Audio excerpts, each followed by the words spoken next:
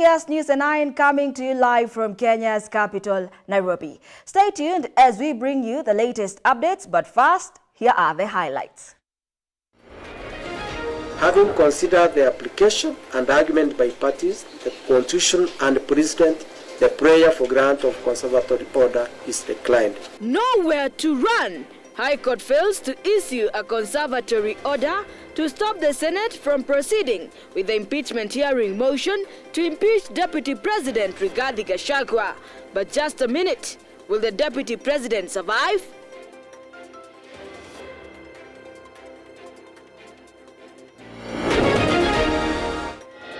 Not off the hook. Anti-corruption court refuses to drop a 7.6 billion trillion scandal case requested by the DPP against billionaire Yagnesh Devani on grounds of challenges in locating key witnesses.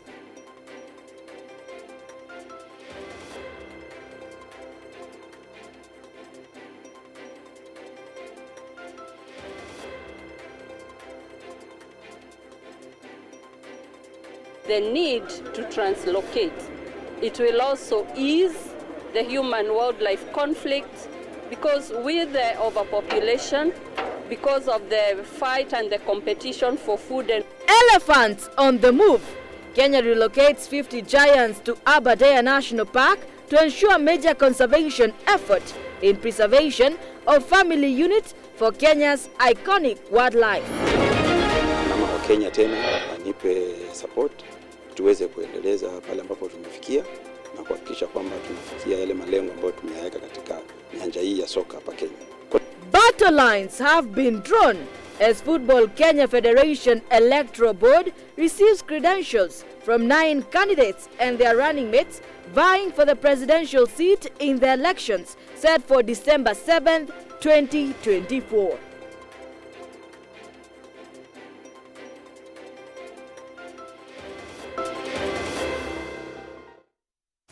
To begin our bulletin, the High Court has today failed to issue a conservatory order to stop the Senate from proceeding with the impeachment hearing motion that was submitted to the Senate by the National Assembly through a letter from the Speaker Moses Wetangula. In a ruling at the Milimani Law Court today, Justice Chacha Mwita placed into consideration on the 26 issues raised by Gachagua, but insisted that impeachment is an unconstitutional process that the judiciary cannot interfere with, as Davis Karani gives us more.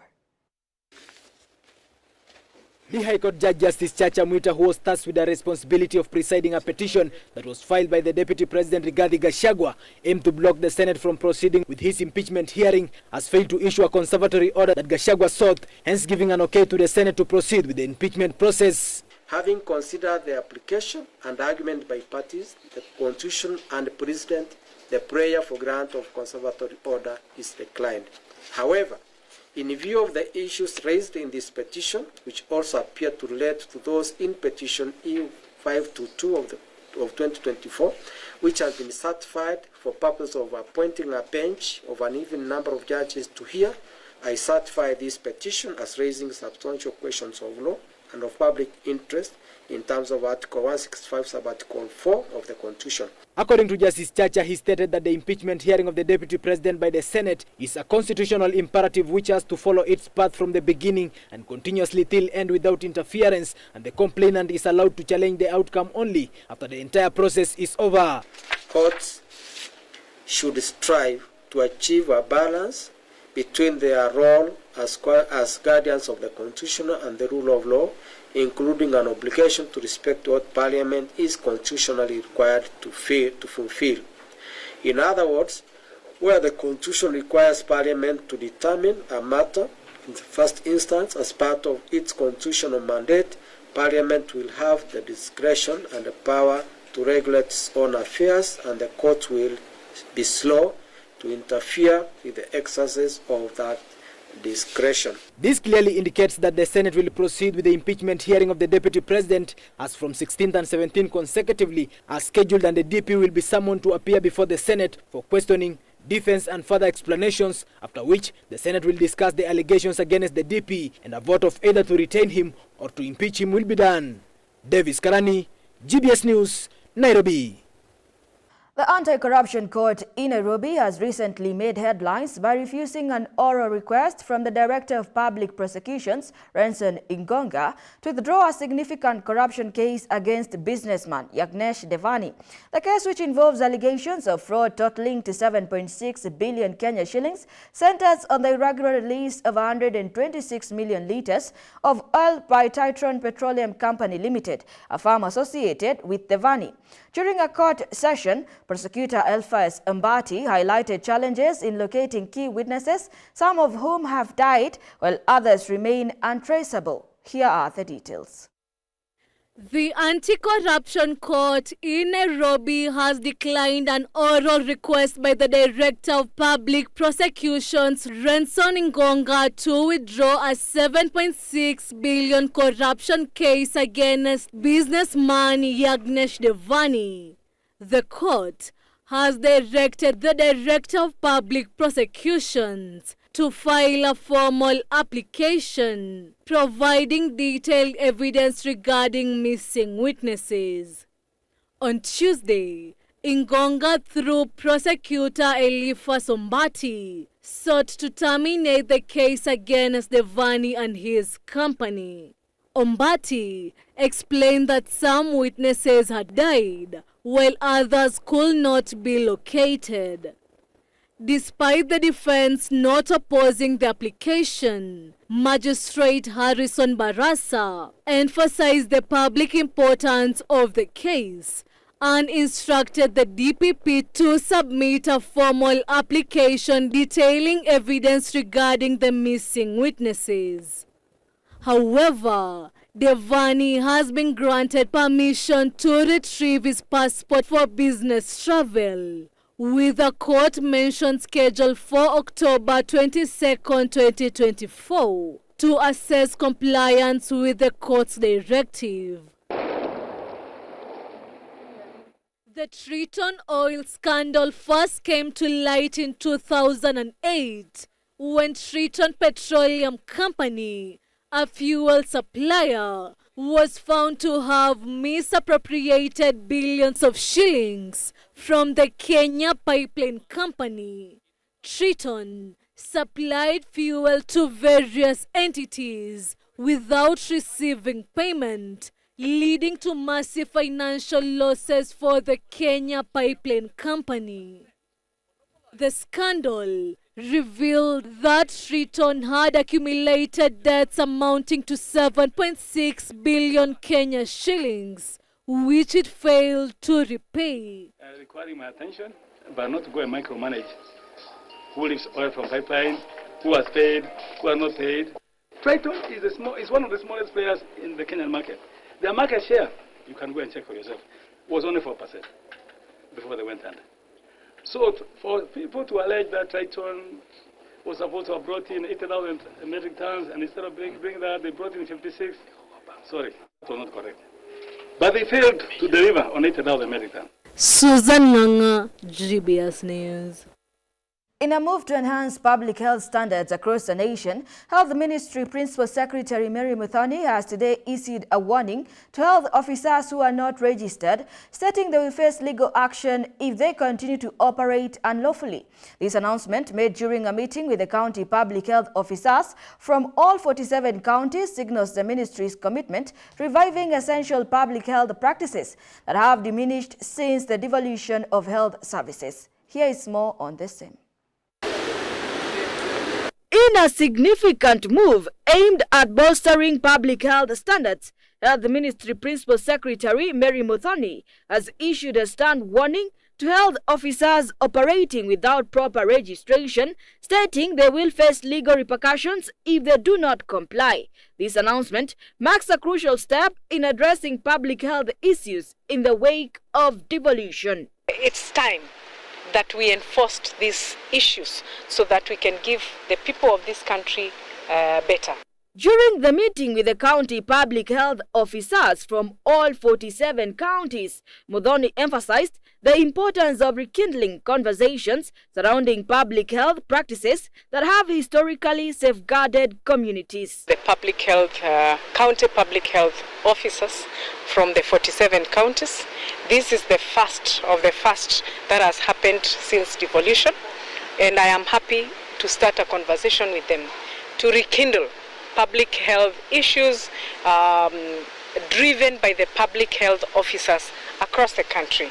And you remember when we were growing, maybe those who grew during my time, we could see public health officers coming to inspect schools, to inspect even our homes, to inspect facilities, food kiosks, and nobody could operate without a license.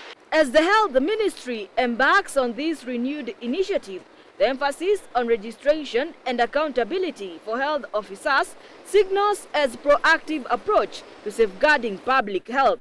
With the threat of legal action looming over unregistered officers, stakeholders hope to see an immediate improvement in compliance, ultimately leading to better health outcomes for communities nationwide.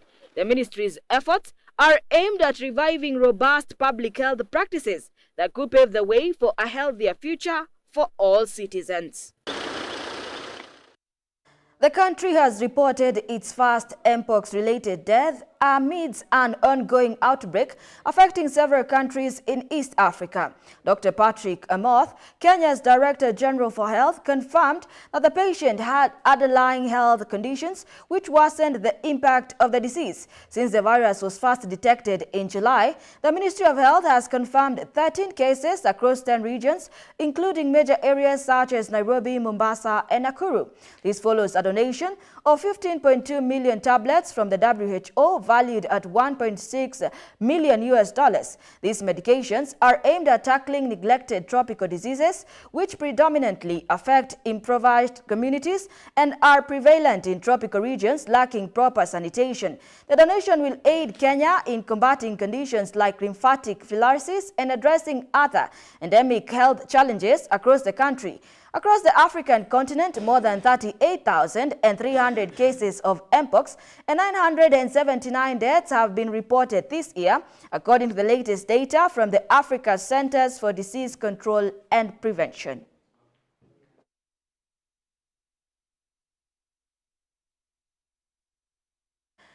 The Ministry of Interior, through the State Department for Immigration and Citizen Services, has reported the loss of 900 birth certificates. In a notice on Tuesday, October 15th, the Senate Department disclosed that the incident occurred at Mutoma Registration Office in Kitui County. The State Department explained that the missing documents were in 9 booklets, each containing 100 leaflets, with serial numbers ranging from 1502001 to 1502900.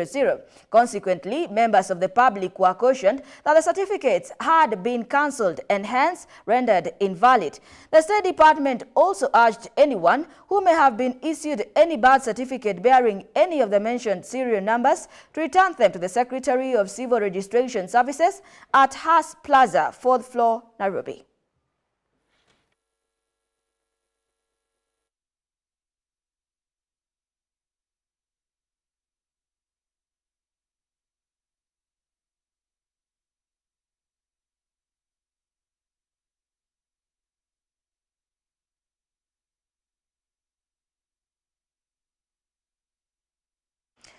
Many thanks for joining this live broadcast. We have a lot lined up for you in our news segment tonight. But first, let us take a quick break. We'll be right back with even more. Hello everyone! Welcome to Fun. Alright class, friends, do you know what we're going to make today? Yes, we're going to make a star. Now let's begin our class. Time to make. First, you're going to fold your paper into triangle.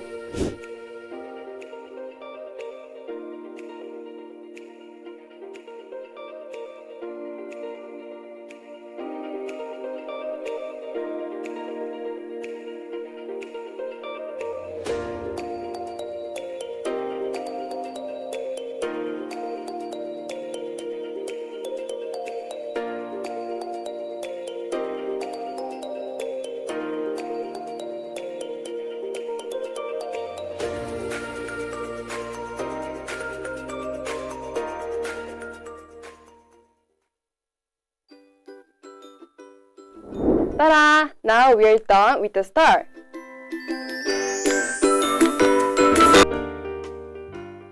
Hello, my name is Nyabio. I'm from Mahanim. Call this school a good school because the second my mom saw it, she saw it was Christian-based. And when I see Christian-based, that's what the character my mother wants from me. And I like the sports that we play for PE. Like sometimes we play table tennis, we can play football, we match, and on Fridays we have games. And we verse the teachers in football. And this is why I think this school is the best school your children can go to.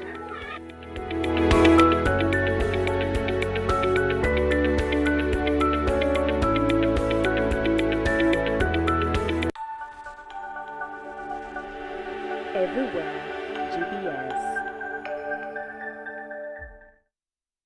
Welcome back. You're still watching GBS News 9. In the landmark conservation effort, Kenya has successfully relocated 50 elephants to Aberdare National Park, enhancing their habitat and ensuring the safety of these magnificent creatures. The operation involved over 100 specialists and utilized a combination of trucks, helicopters, and planes to transport the elephants while preserving their family units. Here are the details. In a remarkable display of dedication to wildlife conservation, Kenya has undertaken a major initiative to relocate 50 elephants to Aberdare National Park. This strategic move aims to provide the elephants with a more accommodating habitat, ensuring their safety and well-being. The operation, which involved more than 100 specialists, was meticulously planned. Experts worked tirelessly to transport the elephants using trucks, helicopters, and planes, ensuring minimal stress for the animals. Aberdare National Park, renowned for its lush landscapes and diverse wildlife, offers a perfect sanctuary for these gentle giants.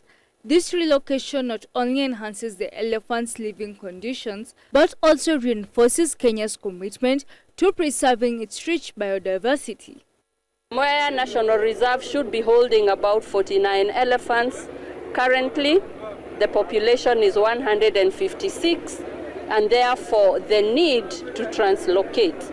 It will also ease the human-wildlife conflict because with the overpopulation, because of the fight and the competition for food and water, they stray away from the national reserve to areas where the communities are and therefore cause the conflict. Kenya's national parks and reserves are home to an array of wildlife species that draw millions of visitors each year.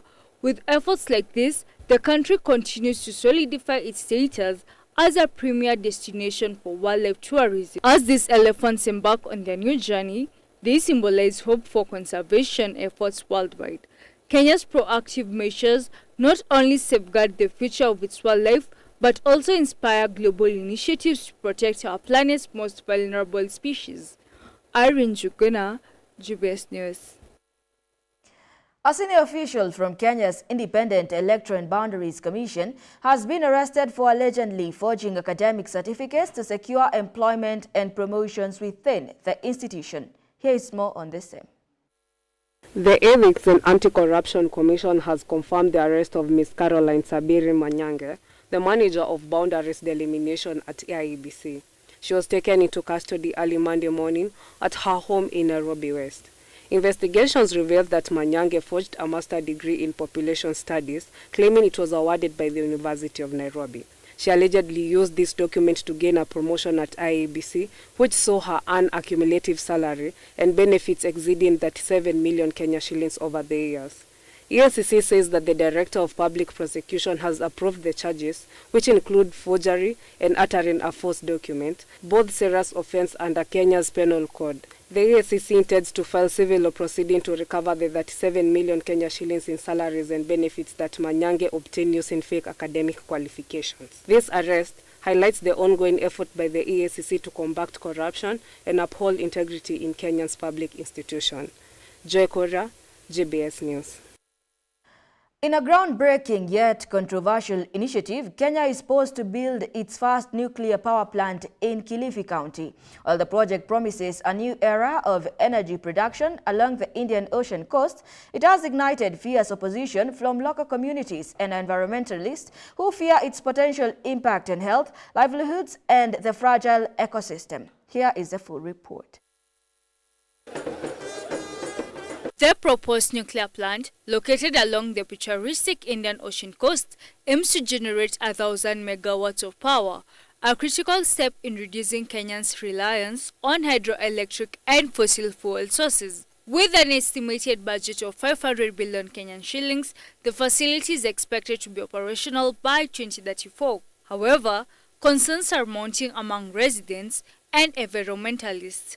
Activist Francis Auma voiced the fears of many during a recent protest.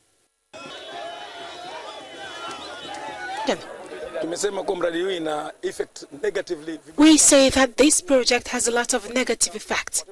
There will be malformed children born out of this place, fish will die, and our forest, Arabuko Sokoke, which is known to harbor birds from abroad, will be lost.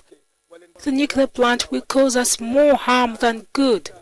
Critics argue that the funds allocated could generate more renewable energy for future generations.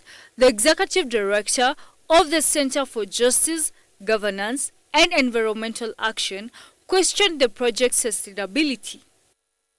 Our main source of income here is ecotourism. We depend on the environment. We host the only East African coastal forests. We host the Watamu Marine Park. We host the largest mangrove plantation in Kenya. We do not want nuclear to come and mess up our ecosystem. Despite assurances from the Nuclear Power and Energy Agency that safety measures will be prioritized, local residents fear the potential risks of radiation and the disruption of marine ecosystems. With many livelihoods at stake, the community is calling for greater transparency and involvement in the decision-making process. As the project moves forward, the tension between energy development and environmental protection continues to escalate, leaving many to wonder what the future holds for Kilifi County. Irene Juguna, GBS News. Sisi Village Produce has begun constructing a 300 million Kenyan shillings avocado oil processing plant at Kaimosi Avocado Model Farm. Expected to boost the avocado market, the plant will benefit farmers from Nyanza, Uasin Gishu and Nandi, supporting economic growth in the region. Here is the story and more in business.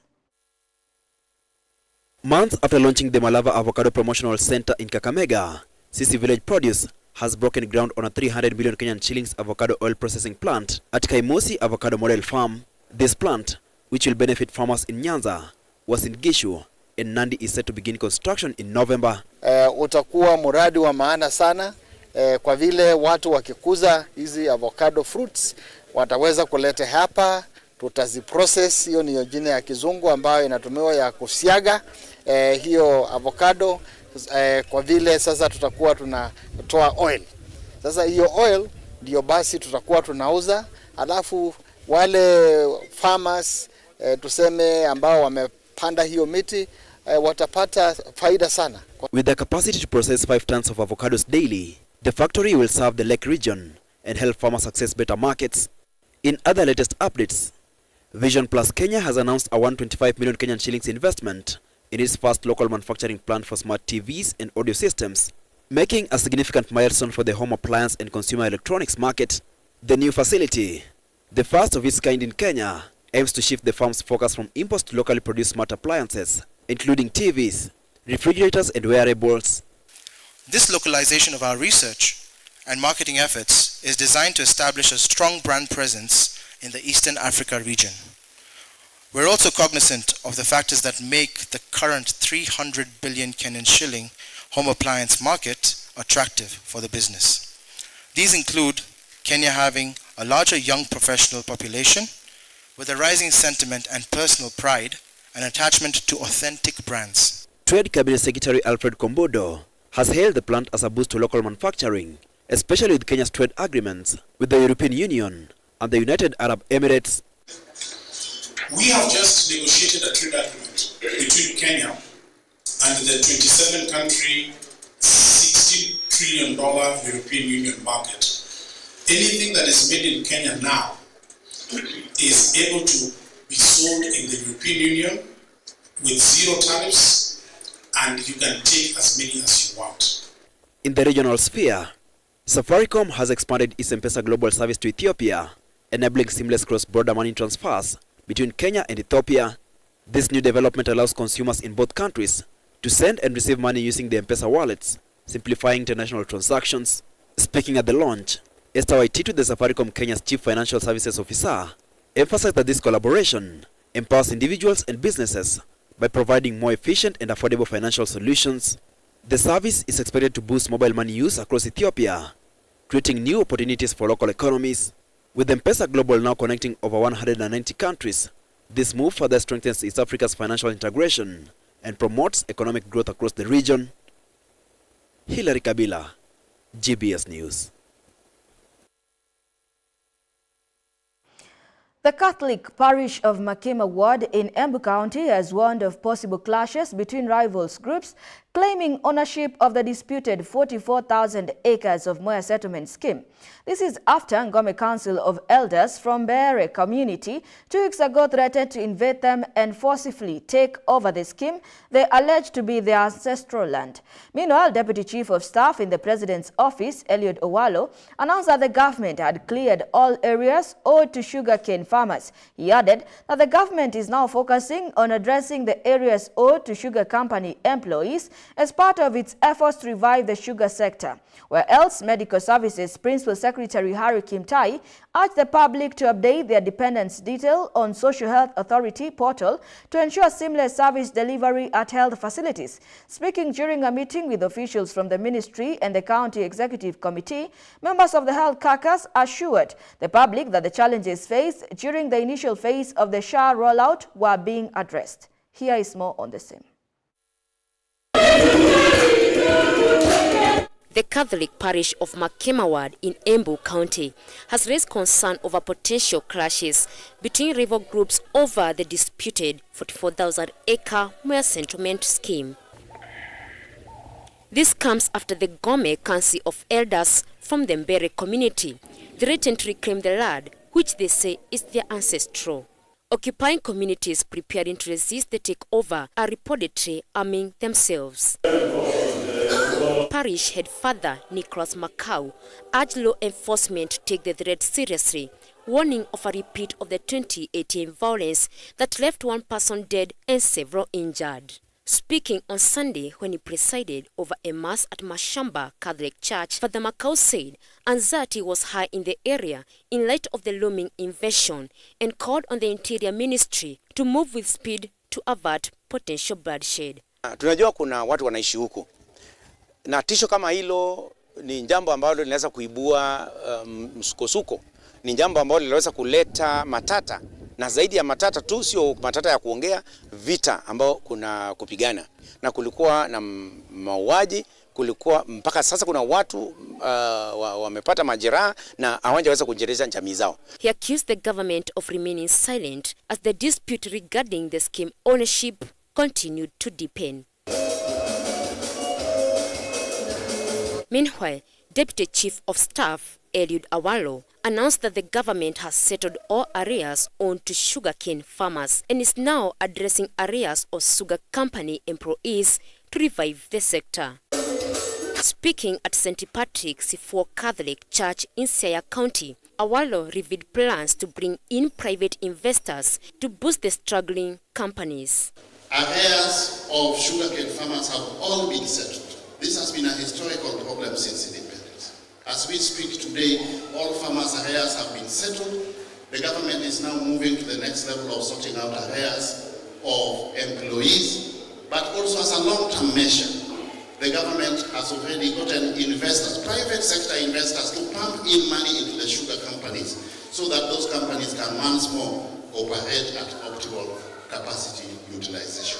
He urged Nyanza residents to support the government development efforts, emphasizing that with election over, leaders must focus on service delivery and collaboration. Flanked by the former police spokesperson, Charles Owino, and West Ungenya, member of the County Assembly, Odul Odogo. The Deputy Chief of Staff said the Kenya Kwanza government has achieved a lot in its 2 years in office.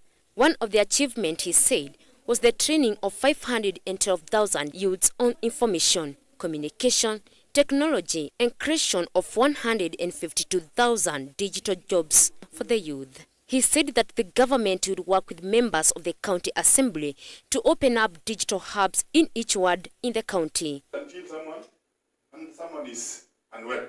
In others news, Medical Services Principal Secretary Harry Kimtai is urging members of the public to update details of their dependents on Social Health Authority portal. He said this would ensure seamless service delivery at the health facilities. The PS led officials from the ministry and SHA in a meeting with the county executive committee members, health caucus, assured the public that the challenges experienced at the initial phase of the SHA rollout are being tackled. Today we requested the county CEC's caucus, that is the top leadership of the CEC of health within the 47 counties.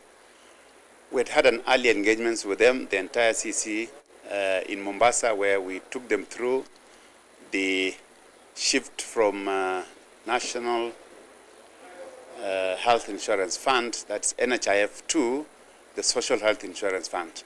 Mr. Kimtai realized that as people were registering, they were not adding their dependents. Members will be required to specify the type of relationship with each dependent, and for those under the age of 18, the applicant must also provide a birth certificate. He assured the public that once the system is fully functional, the SHA will offer more benefits that were previously not enjoyed. The PS said for the first time since enactment of the 2010 Constitution, the government will provide free emergency treatment to all Kenyans. The Social Health Authority is designed to offer quality and accessible health care cover for all Kenyans and comes with a robust digitization process which will eliminate fraud. Paris Kigo, GBS News. Do keep your comments coming in through our SMS line 21144 and GBS TV Africa on all our social media handles. That report brings us to our international news, but first let us take a quick commercial break.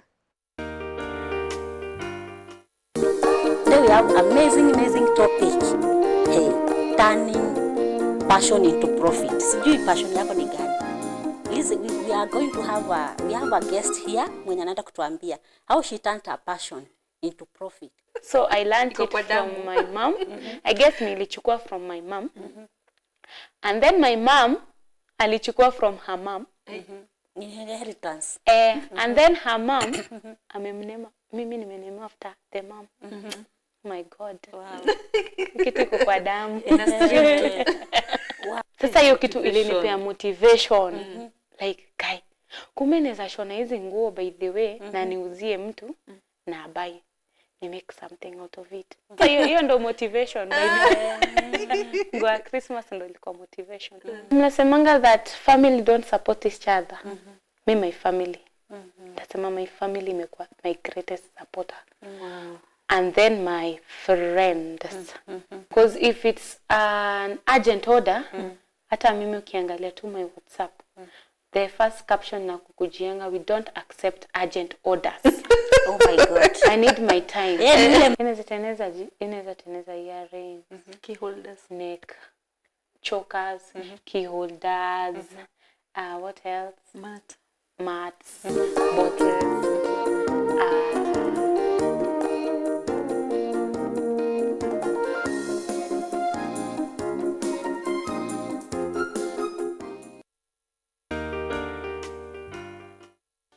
So through the four gospel books, Matthew, Mark, and Luke, John, we can know the heart of Jesus in depth. 그리고 우리가 느끼는 그 예수님을 성경을 통해 느낄 수 있어서 너무 감사합니다. And the Jesus that we can feel him through the scriptures, and I'm very thankful about that. Jesus Christ came to this earth for our sins. 지셨고, he carried our sins. 십자가에 못 박혀 주고 죄의 형벌을 당하셨고, and he was crucified and he received the punishment for sins. 무덤에 들어가셨다가, and he was put into the tomb. 사흘 만에 부활하셨습니다. and resurrected in 3 days. 이것이 우리가 말하는 복음입니다. This is the gospel that we speak. 예수님께 우리 죄를 위해 죽으신 이야기. About how Jesus died for our sins. The purpose of Jesus being 우리 crucified. 죄를 담당하기 위하여 십자가에 못 박혀 죽으셨습니다. He was crucified to pay for our 그래서 sins. 예수 십자가에 못 박혀 죽으심으로 우리 죄가 분명히 씻어졌는데 And through Jesus being crucified, clearly our sins have been washed clean. 참 안타깝게도 많은 사람은 여전히 죄인이라고 말합니다. However, unfortunately, many people still say that they are sinners.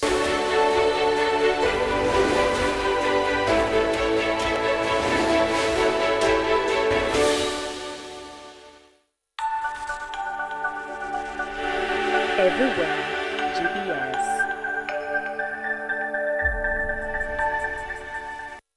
Welcome back to the broadcast and now to matters international news. In Sudan, a tragic airstrike by the military on a bustling marketplace in Khartoum has left 23 people dead and more than 40 injured.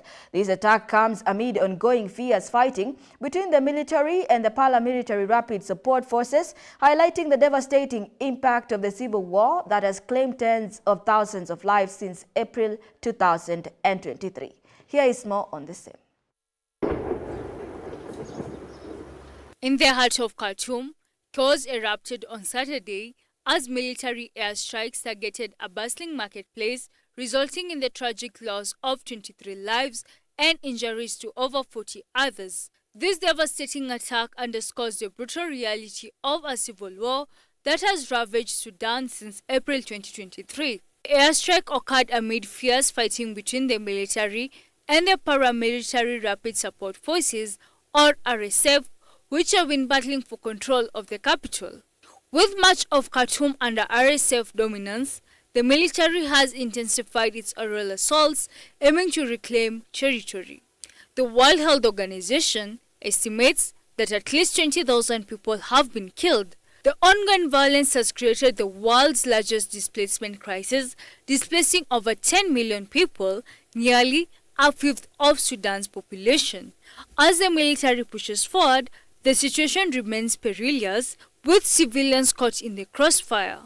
The international community watches closely as the struggle for power in Sudan continues to unfold with devastating consequences. Irene Juguna, GBS News.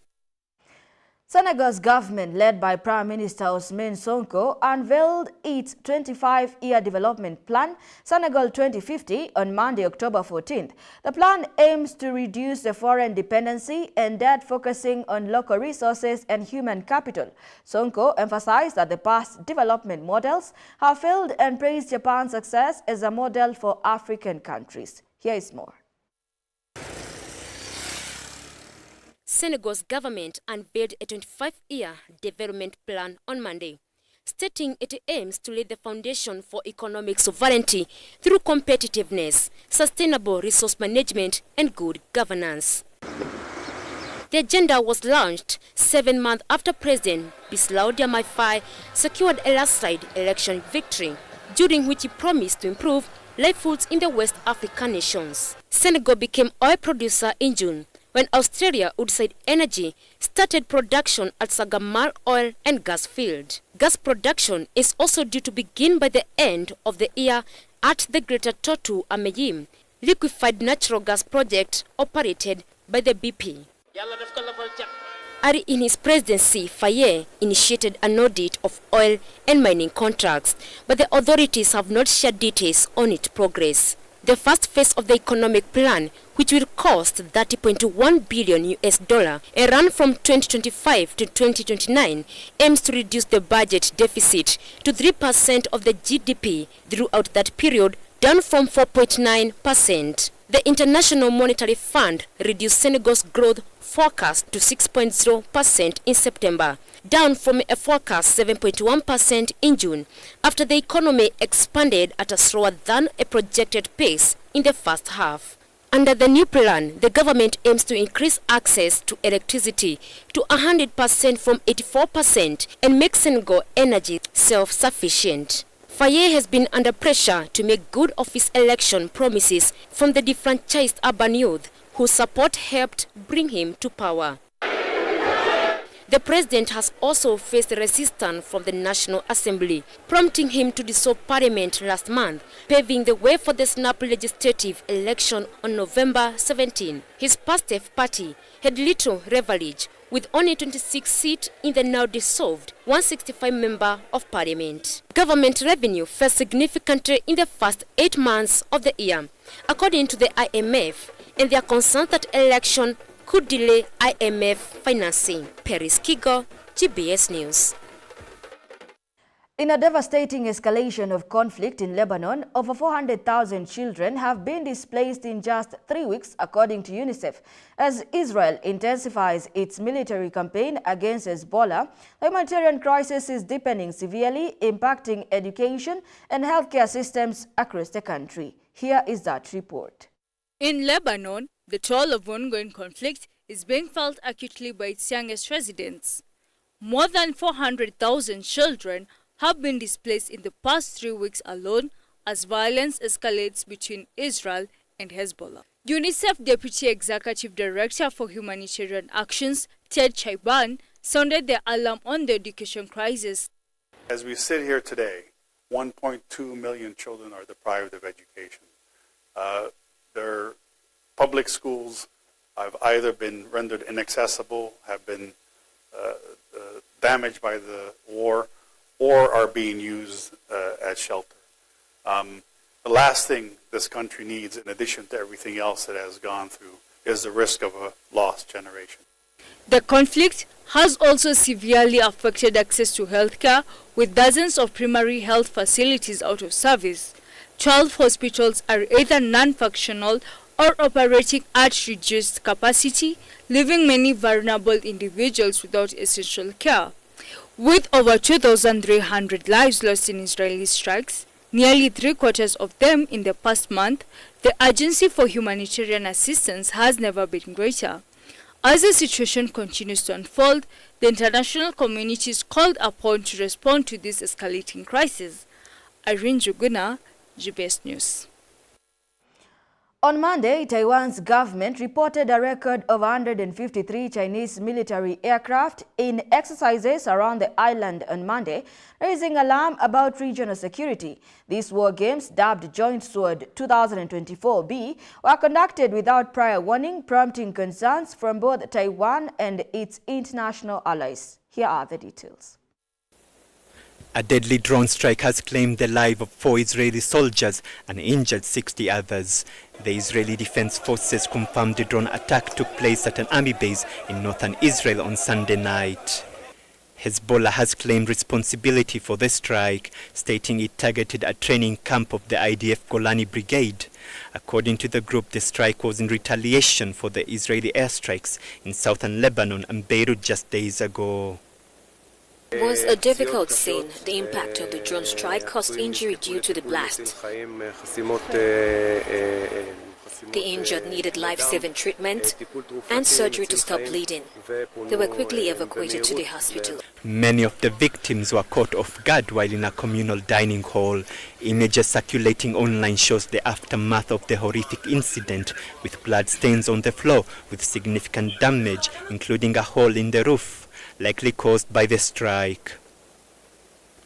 Throughout the evening, footages emerge of emergency services and helicopters transferring casualties to hospitals to undergo medical intervention to save their lives.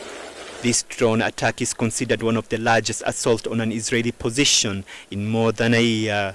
The attack has heightened tensions in the region, with officials warning of a potential further escalations. In a separate development, false reports began circulating online that the IDF Chief of Staff, Herzi Halevi, had been killed in the attack. These rumors were quickly dispelled when he visited the site after the attack. The United Nations Security General Antonio Guterres has urged for a ceasefire to be implemented in the conflicting zones of the Middle East, warning that the region is highly susceptible to a regional war. This is Abdi Hamid from GBS TV. Do keep your comments coming in through our SMS line 21144 and GBS TV Africa on all our social media handles. And now for sports lovers, it is time for your most anticipated part of the news, the sports news. Let's get sporty.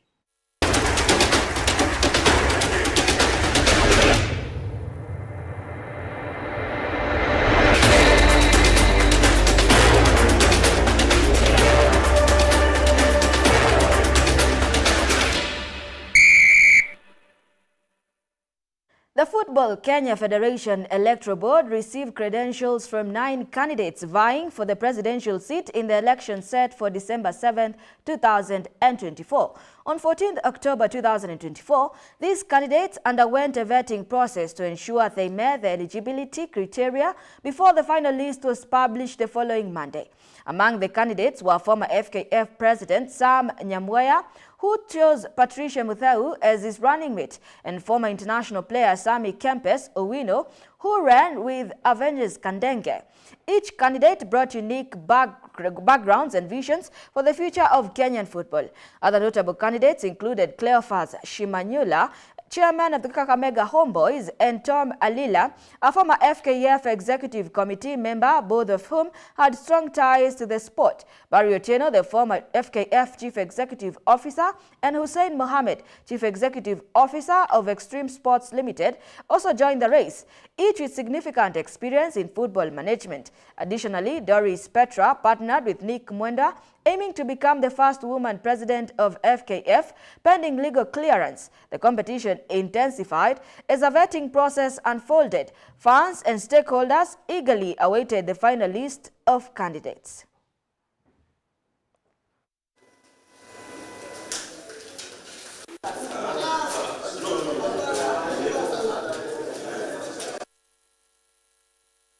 Support tuweze kuendeleza pale ambapo tumefikia na kuhakikisha kwamba tunafikia yale malengo ambayo tumeyaweka katika nyanja hii ya soka hapa Kenya.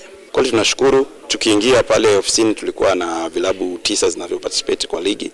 Sasa hivi ninavyoeleza, sasa hivi tuko na vilabu 68 ambavyo vinaparticipate kwa ligi za FKF, tukiwa na klabu yenye hatujawahi kuwa na nafasi. Sasa hivi tuko na nafasi ya klabu yenye inacheza NSL, tuko na klabu Div 1, tuko na vilabu Div 2 na regional na county. So our vision is to have our team participate in all the leagues of FKF. So in the next 2 years, I want to promise Kenyans and Kwaleans that Kwale will have a Premier League club, an NSL club, a Div 1 club, all the leagues. So tuko kwa hiyo barabara. Na hii leo ni moja ya process. Tu katika mambo ya kufanya zile screening ya wale watu ambao wanataka kugombania viti, basi iwe katika njia ambayo ni ya uwazi kabisa. Na naamini kama itakuwa hivyo, isipokuwa tu katika vitu mambo kama haya yana mambo ya vitisho kwa wale wagombanaji wa huko nyanjani. Kwa hiyo nauliza tu kama wenzangu ambao wanagombania viti vya chairman, secretary, wasiwe na uadui, kwa sababu football ni friendship, sio uadui. Kwa hiyo nauliza tu kama jamaa ikiwezekana. Football enthusiasts in Kenya should use the next Football Federation of Kenya elections to correct the ills bedeviling soccer administration in the country. Deputy Chief of Staff in the President's Office, Eliud Owalo, has said, speaking in Rarienda constituency when he presented uniforms to Dero and Cigar football clubs, Owalo lamented that bad governance was to blame for the poor soccer standards in the country. Eliud Owalo said that the next FKF elections must be the platform for reviving soccer standards in Kenya, adding that only those keen on uplifting soccer standards and ready to exhibit good governance in football should be entrusted with football leadership. Addressing football enthusiasts, football legends urged the upcoming footballers to observe discipline and hard work if they expect to excel in their careers. Former Harambee Stars players Tobias Ochola and John Bobby Ogola told the youth to maintain high standards of discipline if they expect to exploit their talents to the maximum.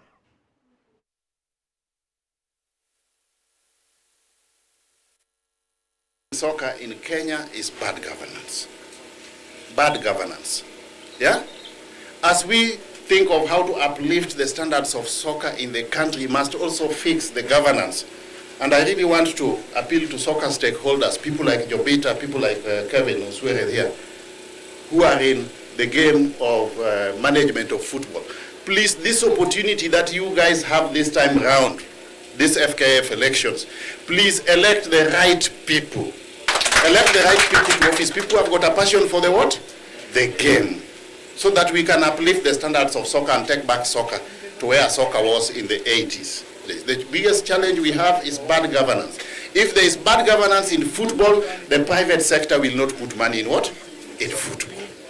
We long for the day when we have got the right people in management of soccer in this country. The problem that we have is that we have been electing the wrong people to the right positions.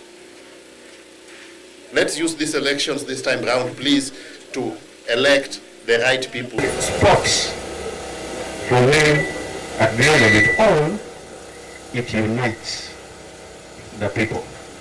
Without unity, you cannot succeed. So, lastly, Dale, it is so sad that you make 2 steps forward, then you fall back another 2 steps. Are you growing? No. Yeah, so make sure that you struggle and try and get something for the next game so that you don't fall back all the time. Because when you come back again, some of you will lose hope. Mine is just to encourage you that before you get that before you ask for that support, then show that you need that support. Mine will just be to encourage you. Harambee Stars have a challenging road to qualify for AFCON 2025 with key matches ahead that will determine their fate. To keep their hopes alive, they need to beat Zimbabwe in South Zimbabwe. Currently, Kenya is third in the group with just 4 points behind Cameroon and Zimbabwe. Winning both upcoming matches is crucial. A victory against Zimbabwe would bring them to 7 points, but a loss would almost end their chances. Even if they win, they must also improve their goal difference against Namibia. With little room for error, every moment on the pitch is vital for Kenya's AFCON dreams. Ce qui est sûr, c'est que Brian Bomo, lui, est titulaire, buteur. Et les Kenyans, en tout cas la première accélération pour Otieno qui réussit. Solog, le premier ballon avec Tolo qui va aller chercher. Brian Bomo, ce sera un petit peu trop. Sachez que nous transmettons vos doléances du Cameroun. Attention à Brian Bomo qui était à 2 doigts de mettre en difficulté Omondi sur ce ballon-là. Avec ensuite Olunga qui va pouvoir essayer de frapper de ses stars d'attaque. Donc Brian Bomo, bien évidemment, encore buteur.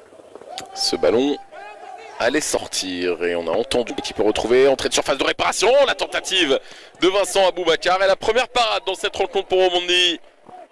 Le duo, et c'est lui d'ailleurs qu'on va essayer de solliciter. Lunga qui donne ce ballon, c'était pas forcément le bon choix et derrière le choix d'aller trouver côté gauche la présence d'Abouya. Et gauche tenter sa chance, la parade. Ruth Chepngetich made history at the Bank of America Chicago Marathon, breaking the marathon world record by nearly 2 minutes with a stunning time of 2 minutes and 9 seconds and 56 milliseconds. The victory not only marked their 3rd win in Chicago, but also eclipsed Tigist Assefa's previous record of 2 minutes and 11 seconds set last year in Berlin. Chepngetich's performance included an impressive 1 minute and 4 seconds at the halfway mark, showcasing her remarkable speed and determination. She also significantly improved her personal best by over 4 minutes.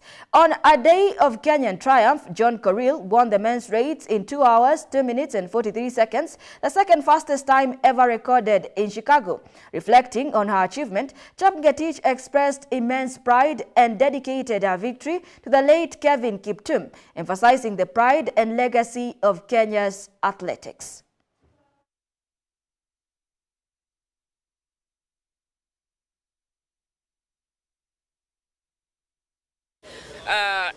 Thinking about world record, and I have fulfilled it, and I'm much grateful. Yeah, what this world record I'm dedicating to Kelvin Kiptum because maybe he could have defended his title again, maybe world record, and this is the world record. He has come back to Kenya. I'm so happy, even I don't know how to explain. This year, the weather was perfect, and I can say I was much prepared. I prepared well. Since London, it's like 4 months or 3 months. Yeah, and I was much prepared. My world record was in my mind, and I have fulfilled it. I thank God. Chicago, as I said in the press, is like and although home, she did slow down, it wasn't anywhere near the rate everyone thought. The next 10K was 30. Fourth year, coming to Chicago. So I'm proud of Chicago. And that sports news brings us to the end of our news segment tonight. Here at GBS News at 9, we make your news our business. My name is Beatrice Njeri. Our sign language interpreter is Paul Mathenge. Good night.